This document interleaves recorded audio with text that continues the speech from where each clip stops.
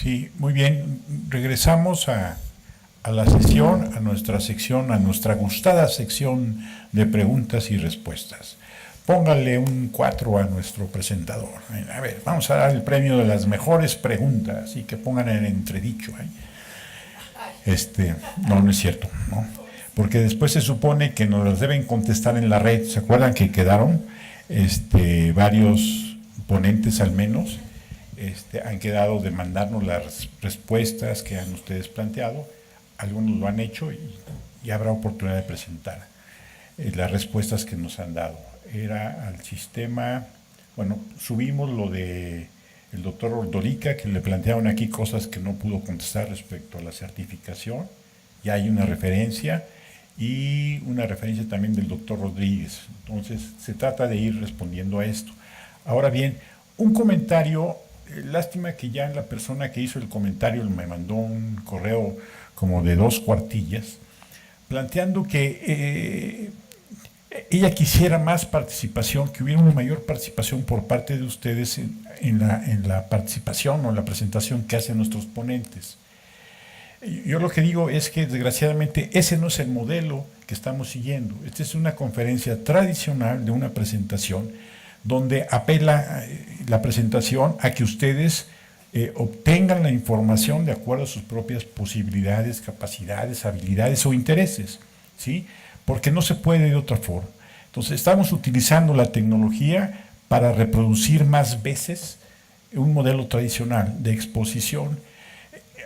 Invertiríamos mucho tiempo en el diseño de situaciones, aprovechando esto, donde hubiera otro modelo pedagógico. Entonces yo lo quería presentar.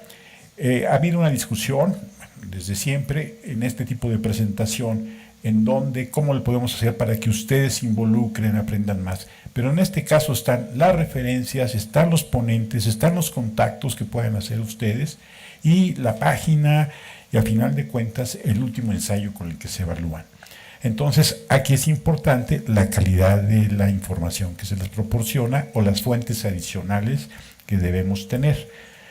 Por ejemplo, ahorita en el receso me planteaban el problema de que la información que se presentó parece importante, parece interesante, que está en la presentación del doctor Galás, pero que sería muy bueno contar con las fuentes originales o si tuviera otras referencias. Incluso el doctor mencionó algunas cuestiones que si las pudiera compartir. O incluso él habló de una página o de varias páginas donde hay información, entonces esas obviamente las tendremos en la página, en la sección correspondiente a la sesión, viene la bibliografía antes del video que el martes se subirá seguramente, ¿sí? Entonces, insisto, este es el modelo tradicional. No estamos muy a favor de esto, pero esta es la condición que tenemos en estas cuestiones. No sé si recuerdan, alguna vez intentamos hacer sesiones matutinas para que la gente escribiera y hiciera el ensayo y nos cuestionaron. Hicimos exámenes de opción múltiple y nos cuestionaron. En fin, ha habido un intento por esto y ahora nos cuestionan el modelo, pues no hay de otro, ¿sí? Saquémosle provecho a esto, ¿sí? Y pues depende mucho también de la calidad del presentador, obviamente, ¿no? Creo que, bueno, ¿qué les puedo decir de mi amigo Galás? Que creo que fue una buena presentación, ¿sí? Bien, entonces vamos a la presentación de las preguntas de 2 sedes.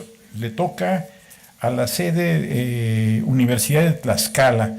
Un saludo a la maestra Selene. Tengo la información de que va a ser el maestro Guadalupe Díaz Goches, o algo así, Goches, quien nos va a hacer las preguntas representando a la Universidad de Tlaxcala. Maestro Guadalupe Díaz Goches, lo escuchamos. Buenas noches.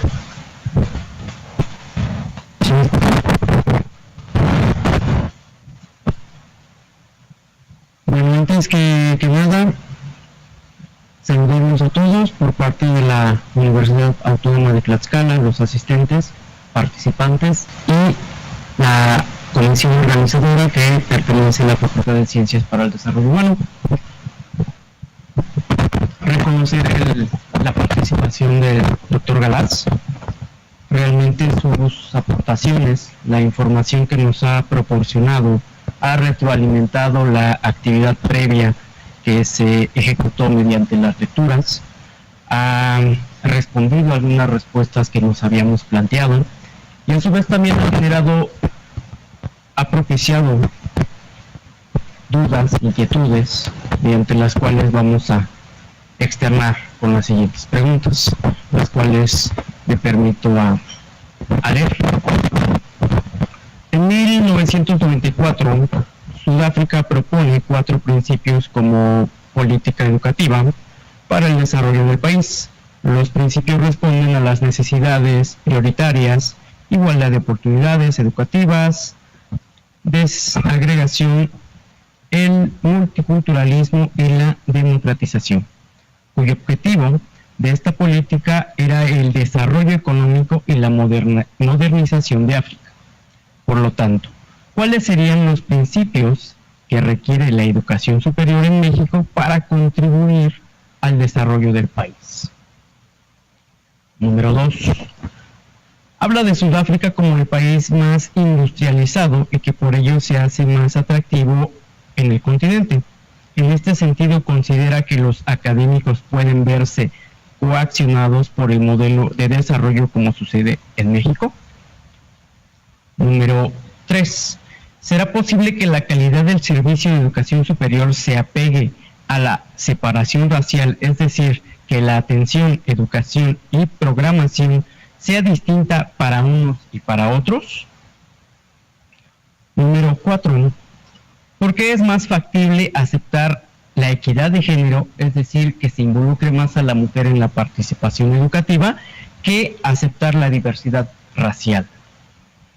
Número 5. ¿Cuáles son los principales desafíos para la inserción a la internacionalización del sistema universitario multicultural de la República de Sudáfrica? Y número 6.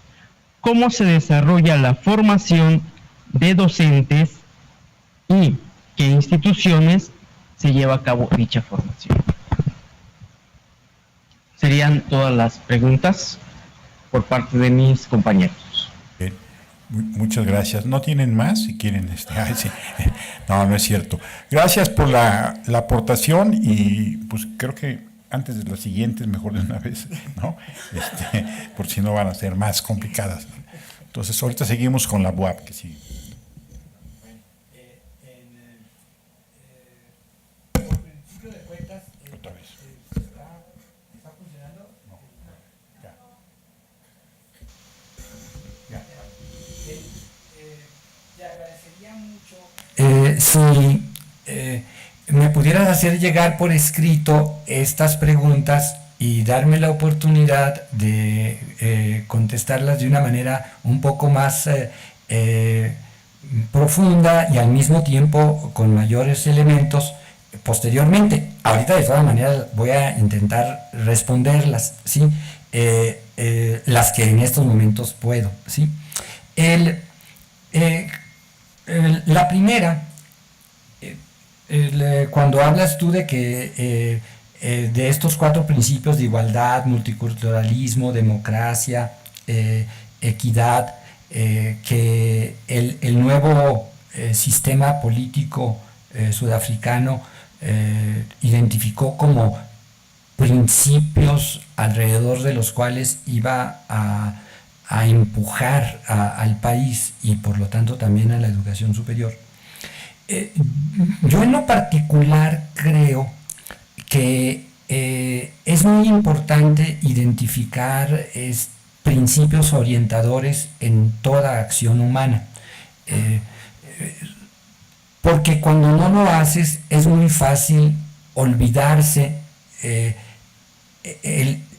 olvidar el por qué estás haciendo algo.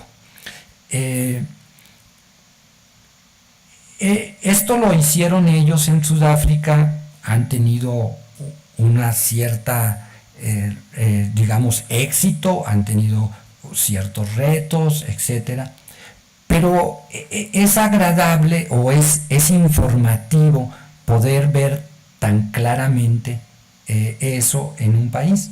Ahora, en el caso de México que tú preguntas, yo creo que en el caso mexicano lo que a veces ha sobrado son discursos.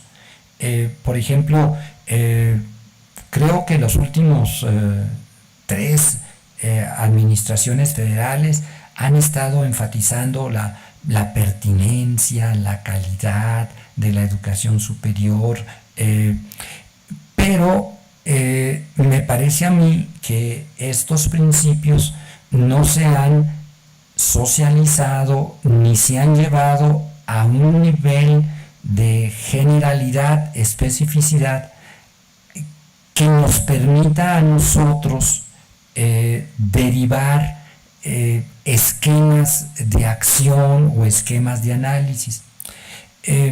Por ejemplo, hoy en día nosotros, por ejemplo en México, hablamos mucho de que la educación superior tiene como uno de sus propósitos la formación integral de los estudiantes.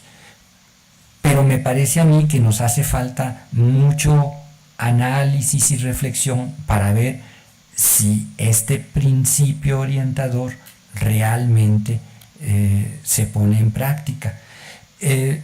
Yo en lo personal creo que una de las ventajas que tiene en ocasiones leer lo que pasa en otros países, como en el ejemplo que tú das, es que uno detecta la ventaja que pudiera representar el identificar una filosofía, el identificar una serie de principios y analizar la realidad a la luz de esta filosofía y a la luz de estos principios para pues tratar de mejorar lo que estamos haciendo. Sería una primera reacción a esta primera pregunta.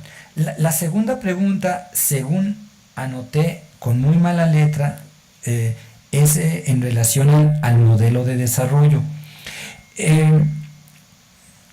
Yo aquí no tengo una respuesta definitiva.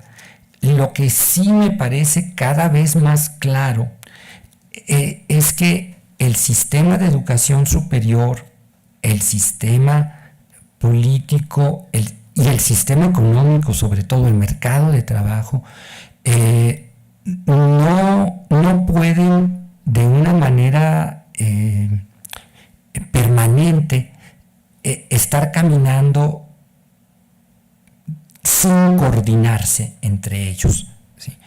En determinado momento la universidad tiene como una de sus funciones, por lo menos en el caso mexicano y también en muchos otros países, el habilitar a un estudiante para que pueda ser autónomo desde una perspectiva económica, y eso lo que quiere decir es que pueda trabajar, ¿sí?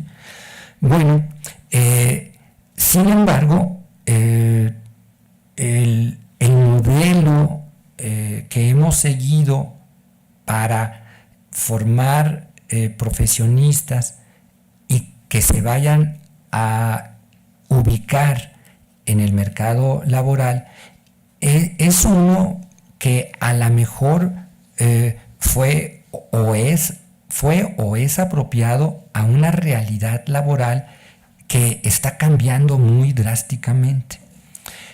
Por ejemplo, si bien es cierto que hay muchos sectores de la economía en donde se necesita un recurso humano presente, hay otros sectores de la economía que se están automatizando y por lo tanto en determinado momento van a requerir como un resultado final de estos procesos de automatización, van a requerir menos personal. Inclusive así lo presumen algunas empresas. estamos en proceso de incorporar robots, incorporar automatizar ciertos procesos, ¿no? Y algunas veces esta automatización afecta a un personal con un nivel de capacitación relativamente bajo, por ejemplo, operadores en una maquiladora. Por ejemplo, en Mexicali tenemos muchas maquiladoras en Baja California. Y por ejemplo, hace algún tiempo platicaba con un estudiante que me comentaba la experiencia de cómo en la línea de producción donde ella trabajaba, antes de que compraran ciertas máquinas, había como 20 gentes, ¿no? Y ahora hay como 4 o 5 gentes. Entonces, esas implicaciones también se pueden dar a nivel de ingenieros, contadores, administradores, etcétera. Entonces, ¿cuál va a ser el papel de la universidad en este nuevo esquema económico? Yo no tengo la respuesta, pero me parece que si no queremos enfrentarnos a situaciones muy dramáticas, sorpresivas, tenemos que pensar en eso y tenemos que adelantarnos un poco en esa dirección. Platicaba con uno de sus compañeros en el receso, como por ejemplo en Estados Unidos y también en México, hace unos 30 años, 40 años, el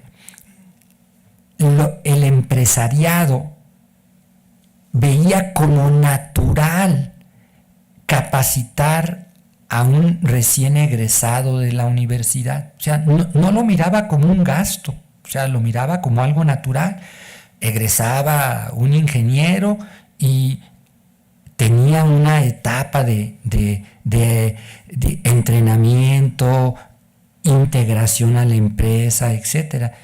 Y esos empresarios no le reclamaban a la universidad que estaban formando gente no habilitada. 30, 40 años después, una buena parte del empresariado se queja de que los egresados que salen de la universidad no saben hacer específicamente las tareas que ellos quieren que hagan. La nota que yo leí alrededor de este punto decía que lo que sucede es que, bueno, los empresarios ya no quieren invertir. O sea, en un mundo en el cual la competencia se ha vuelto por así decirlo, tan intensa, buscan cualquier forma de ahorrar recursos financieros. Y una forma es ya no dar entrenamiento a la gente. Hacerle creer a la universidad que esa es su tarea, ¿sí? Y de hecho, la universidad, y no nada más en México, en Estados Unidos, en muchos lados, ha comprado esa idea. Ha comprado de que la universidad tiene la obligación de formar a un ingeniero en tornillos de 3/8, ¿no? En lugar de formar un ingeniero con habilidades más generales. Bueno, esa discusión me parece a mí que no se puede tener nada más entre académicos, estudiosos de la educación superior, funcionarios de la educación superior. Tienen que participar empresarios, hombres de negocio, políticos, ¿no? En ese sentido, y ver los peligros y las ventajas y desventajas que estos desarrollos representan para la forma en que la educación superior está integrada al sistema económico político, ¿no? Otra vez, creo yo, es una manera de responder esta pregunta sobre y cuál es el modelo de desarrollo que nosotros necesitamos instaurar.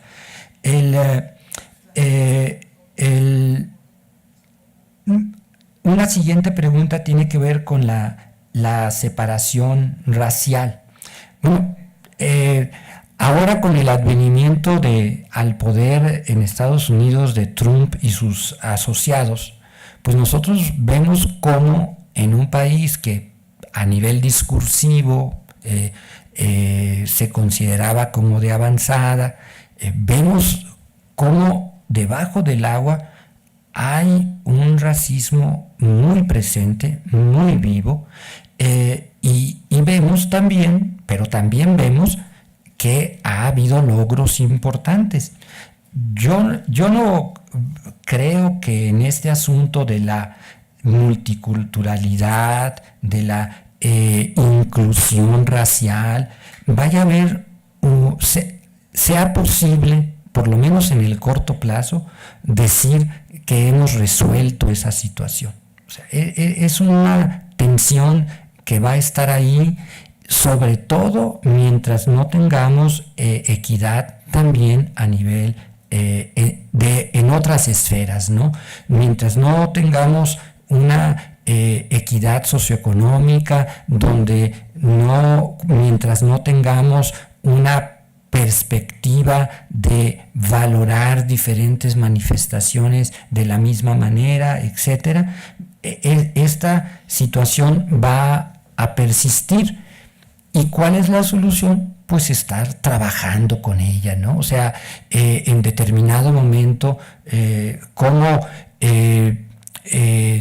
están, por ejemplo, en un país como Sudáfrica, se reconocen 4 grupos raciales principales y bueno, se están trabajando para que ellos vayan avanzando, ¿sí?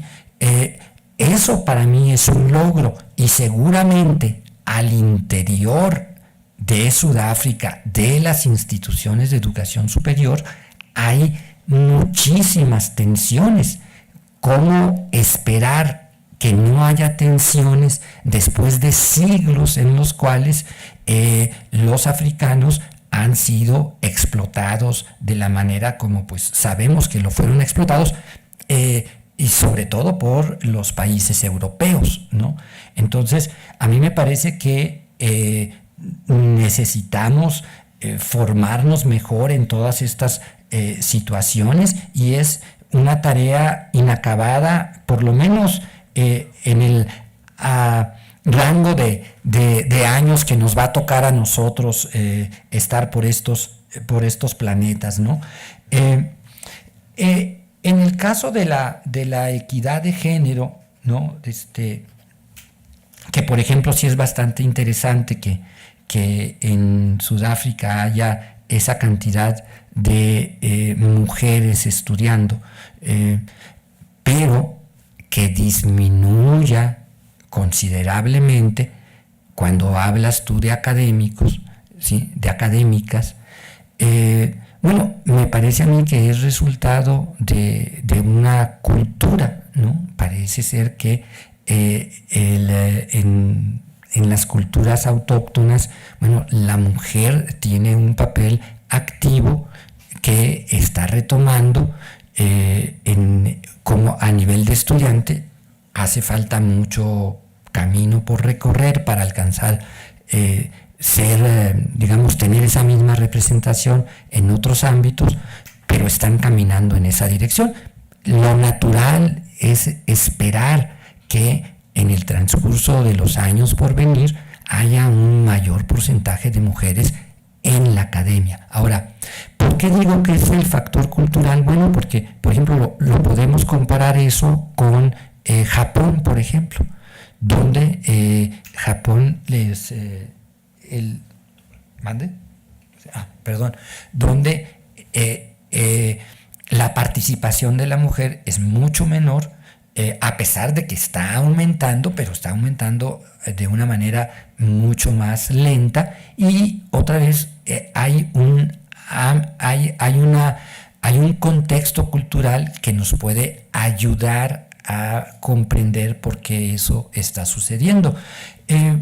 Una de las cosas que a mí me parece muy interesante cuando uno analiza situaciones como la integración racial, la incorporación de la mujer y la integración a las dinámicas mundiales, es que muchos grupos o muchas personas a veces queremos, como decía hace rato, queremos tener lo mejor de todos los mundos. Por ejemplo, queremos que nuestro sistema de educación superior sea excelente preparando a personas para trabajar, pero al mismo tiempo no queremos meternos en cuestiones políticas para discutir el modelo de desarrollo del país, de un país.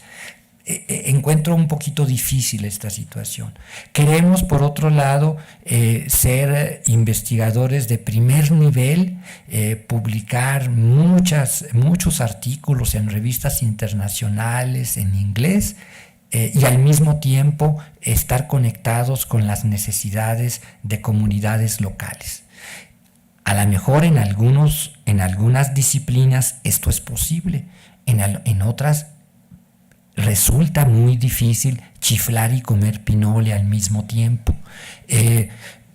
Como un integrante del Sistema Nacional de Investigadores, yo puedo decir que siempre que hay muchos problemas que uno lamentablemente no estudia porque estás consciente o intuyes que eso no te va a llevar a publicaciones, que eso no va a redituar en publicaciones, o que si lo hace, lo va a redituar a lo largo de 3, 4 años más, y tú necesitas publicaciones este año, ¿no?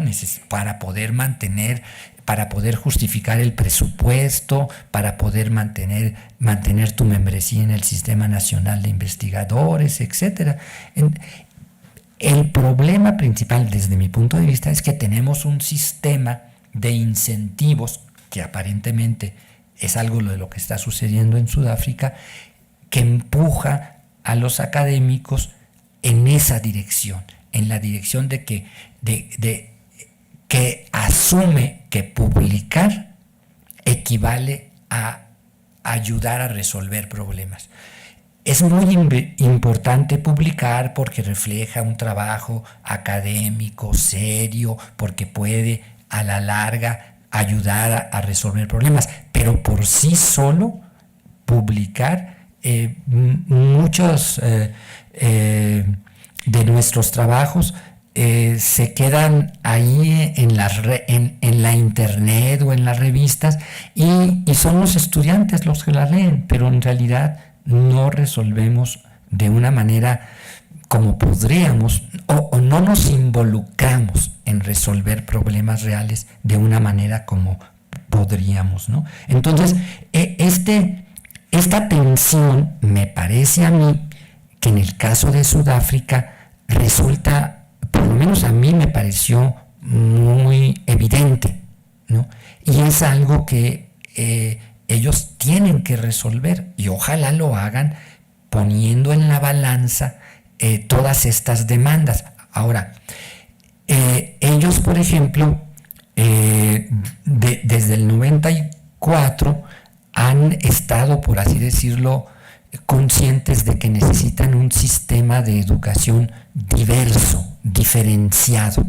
¿Por qué? Porque la educación superior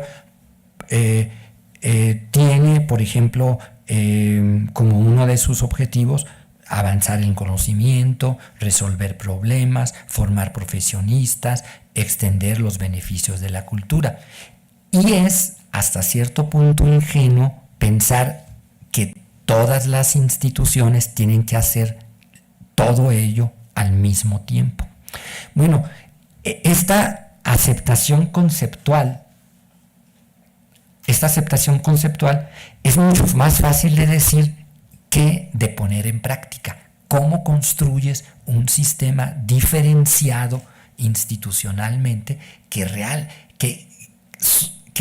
pueda responder a todas estas necesidades y al mismo tiempo pueda tener el reconocimiento social de que son instituciones de educación superior de calidad.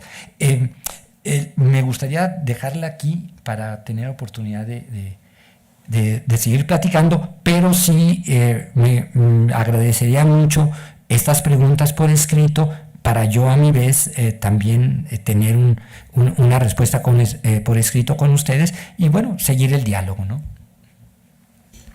Muchas gracias. Y eso que faltó una pregunta todavía. Está bien. Bueno, sigue la maestra Malinali García, quien va a preguntarnos, o nos va a hacer, bueno, te va a hacer varias preguntas, y como representante de la Benemérita Universidad Autónoma de Puebla. Maestra Malinali, le escuchamos.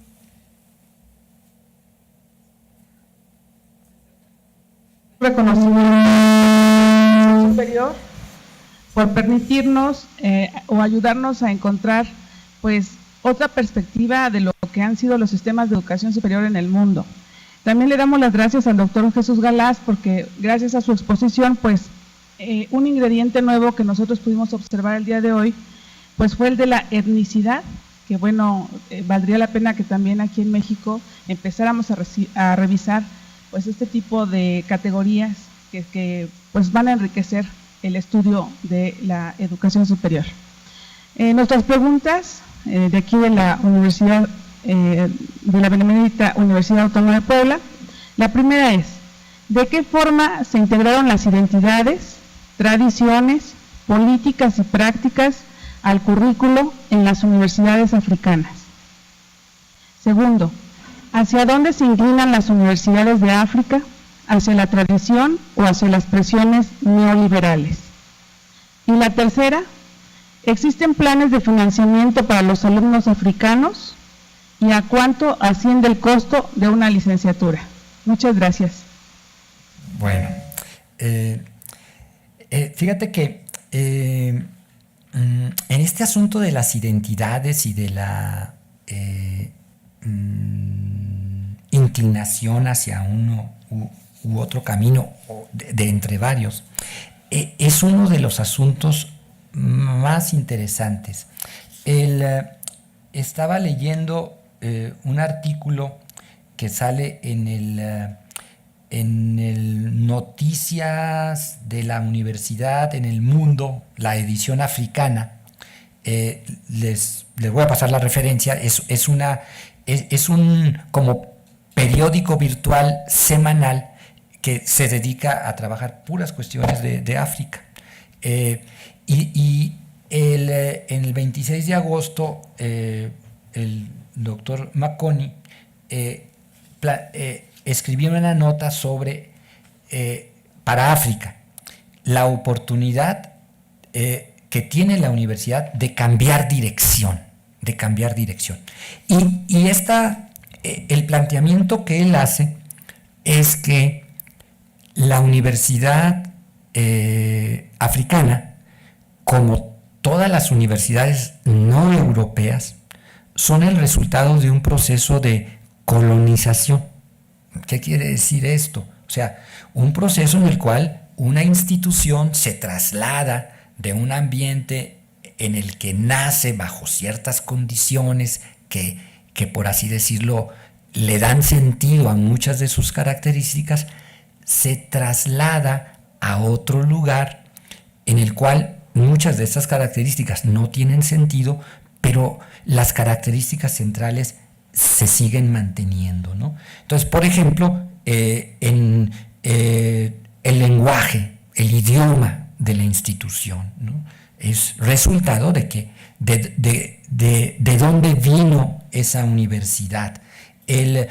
Tradiciones como, por ejemplo, en determinado momento, el compromiso, o mejor dicho, el no compromiso con la población local, sino el compromiso con la metrópoli, ¿no? Muchas de estas instituciones también, acordémonos por ejemplo de la Real y Pontificia Universidad de México, o sea, tenían una cierta perspectiva muy conservadora, o sea, porque ellos eran parte de una institución que no se ubicaba en su localidad, ¿no? La cultura que ellos proponían, estas instituciones colonizantes, son esencialmente las culturas de las metrópolis. Entonces, el argumento va de que, y definitivamente en el caso de África es así, o sea, ellos se nutren de la tradición británica de la educación superior, ¿no? Y en ese sentido, pues hay, por ejemplo, esta tendencia a decir ciertos estudiantes tienen la capacidad y otros no tienen la capacidad, el tipo de investigación que se hace, la forma como se da la enseñanza, etcétera, ¿no? Entonces, el planteamiento para algunos académicos o analistas de la educación superior en África es enfrentar, por ejemplo, cosas como cuál va a ser la relación de las universidades africanas, incluyendo las sudafricanas, por supuesto, con las culturas autóctonas locales, ¿sí? Que las van a ignorar, las van a incorporar, van a tratar de transformarlas, ¿cómo pueden incorporarlas? ¿Sí? Otra pregunta, por ejemplo, tiene que ver con el idioma. O sea, vamos a seguir privilegiando el idioma inglés como el idioma de la ciencia, el idioma de la erudición,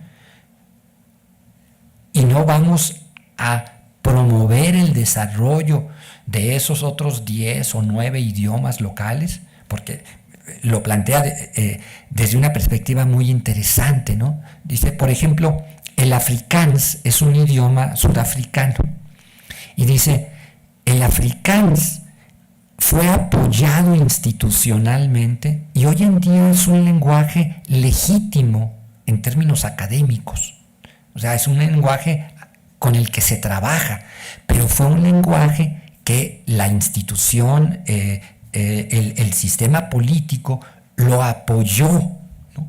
Entonces es como si en determinado momento al náhuatl en México se le apoyara para que renaciera como un lenguaje legítimo en el ámbito académico, en el ámbito universitario. Entonces, otra pregunta que se hacen estos críticos en el sentido de que vamos a seguir siendo una institución colonizante o nos vamos a cuestionar nuestros roles. Bueno, el papel crítico que debe tener la universidad y no solamente como un generador o productor de mano de obra, de profesionistas calificados, ¿no? Entonces, hay una serie de cuestionamientos que surgen y que todo me indica que no están resueltos. O sea, que no hay una solución en estos momentos, porque se están enfrentando a esta situación, sobre todo ante, expresiones populares y estudiantiles como las de este movimiento de que las colegiaturas deben caer. Entonces, ¿hacia dónde van a ir? Yo creo que por principio de cuentas lo que uno comienza a ver es toda una serie de cuestionamientos que sugieren de parte del sistema universitario africano y sudafricano en lo particular, como una aspiración de ser más auténticos. Pero como nadie puede olvidar la historia, tienen que construir una nueva identidad. Un detalle que me parece, por ejemplo, también interesante, que también se aplica al caso mexicano, y tiene que ver con la actividad editorial. Por ejemplo, muchas universidades sudafricanas publican todo, no todo, ¿no? Pero publican sobre todo en inglés y publican en editoriales europeas. Y por ejemplo están diciendo, ¿tenemos que hacer eso? O sea, a lo mejor nos está saliendo muy caro desde varios puntos de vista seguir con esta mentalidad de que, bueno, pues allá están las editoriales de prestigio, allá están las editoriales que tienen mucha tradición, ¿no?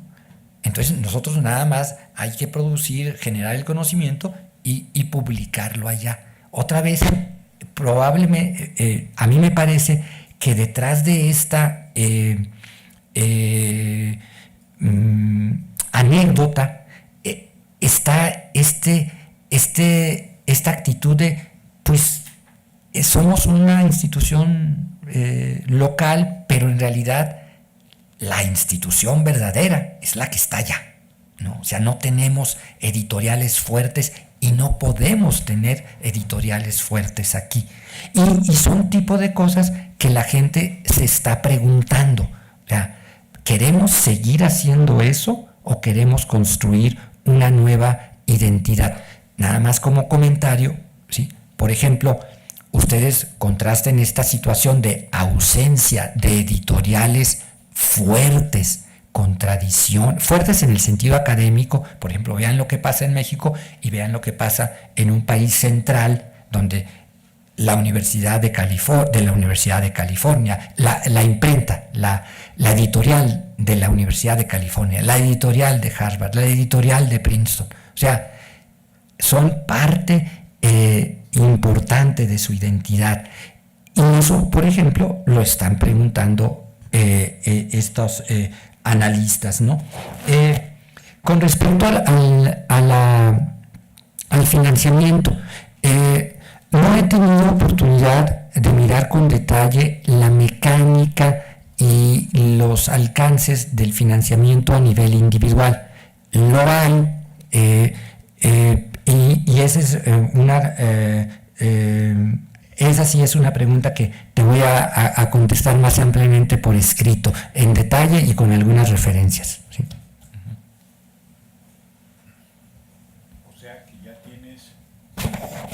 O sea que ya tienes tarea, está bien, varias. Entonces es un compromiso, ¿verdad? Aquí de todos. Bien, tenemos otra vez el mismo problema. Tenemos aquí 26 preguntas por escrito que nos llegaron y además ustedes no han hecho preguntas, ¿no? Los que están aquí en la sede de origen. Entonces, ¿por qué no pasamos a las preguntas y vemos si nos da tiempo de cuando menos tratar de condensar algunas de estas que creo que pueden ser interesantes? ¿Les parece? Entonces, abrimos una ronda aquí de preguntas. ¿Alguien quiere preguntar? Bueno, eso. Primero allá y luego te ganaron. Levanto la mano. Bien, nombre, adscripción, ¿se acuerdan, no? Sale. Bueno, Matías Miquia, soy estudiante de doctorado de la Facultad Latinoamericana de Ciencias Sociales. Y bueno, mi pregunta es un poco en esta relación de las instituciones con el sistema central. Usted dio a entender de que hay un sistema muy centralizado. Y en todo caso, ante ese sistema centralizado, ¿cómo las universidades, teniendo en cuenta que, bueno, Sudáfrica es un país bastante grande y tiene distintos polos urbanos, no solamente Ciudad del Cabo, ¿qué perfil territorial logran tener en estas condiciones las instituciones? Y, bueno, ¿qué tanta autonomía, bueno, algo de esto dijo ya, pero qué tanta autonomía en sus programas de estudio, en sus programas de investigación logran tener? Gracias. Abajo a mi derecha, aquí tenemos una dama. Doctor.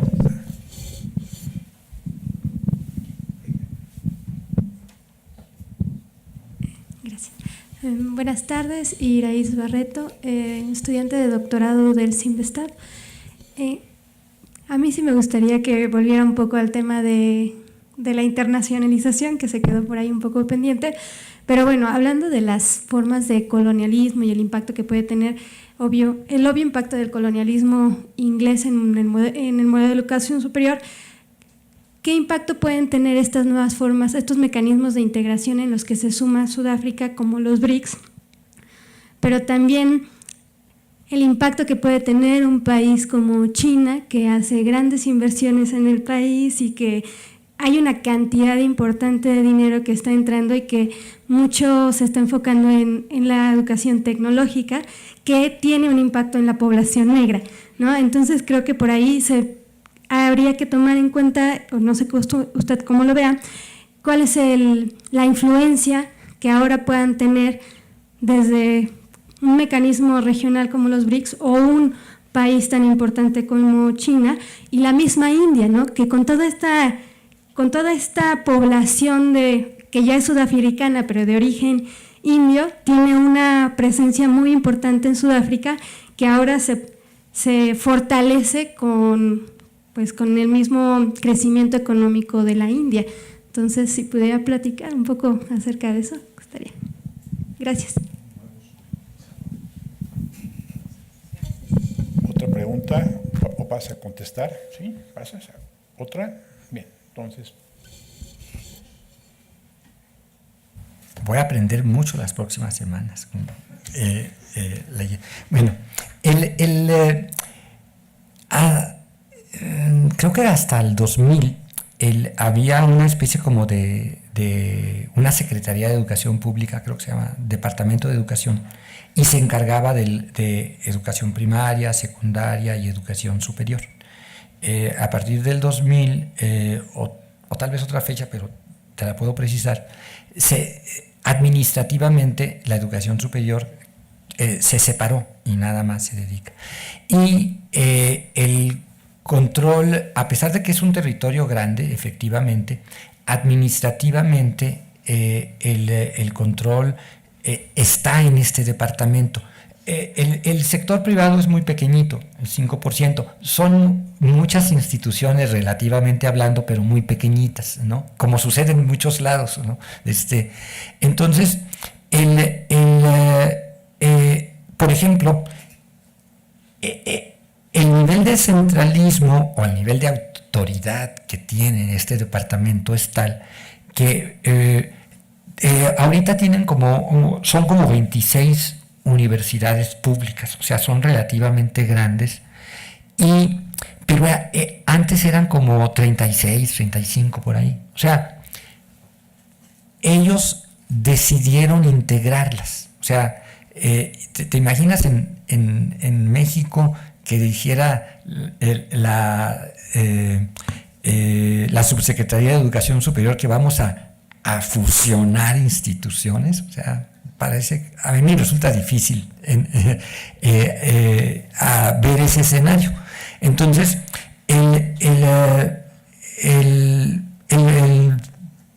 tienen esa autoridad y la tienen merced al presupuesto, ¿no? Ahora, con respecto a la distribución territorial, fíjate que es una pregunta muy interesante y definitivamente se puede contestar a través de un ejercicio muy sencillo, ¿no? O sea, localizar, no son muchas universidades ni universidades tecnológicas, ubicarlas y ver los centros urbanos y los tamaños de estas instituciones. Pero en este momento no te podría así responder, ¿no? Entonces, ahora, por otro lado, está el caso, África,